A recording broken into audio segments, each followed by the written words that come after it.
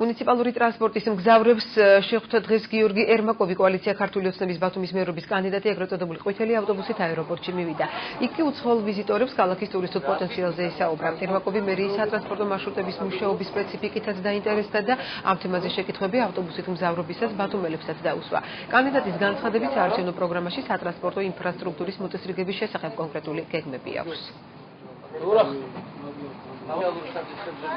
ბატონ გიას ვესაუბრე ახალგაზრდებთან დაკავშირებით დასახლებასთან თუ რა სტრატეგია გააჩნია ბატონ გიას. და ამომსურავად ყველანაირად კარგი პასუხი მივიღე. დამატებითი ხაზების დანიშვნა ან მარშრუტების გაგრძელება.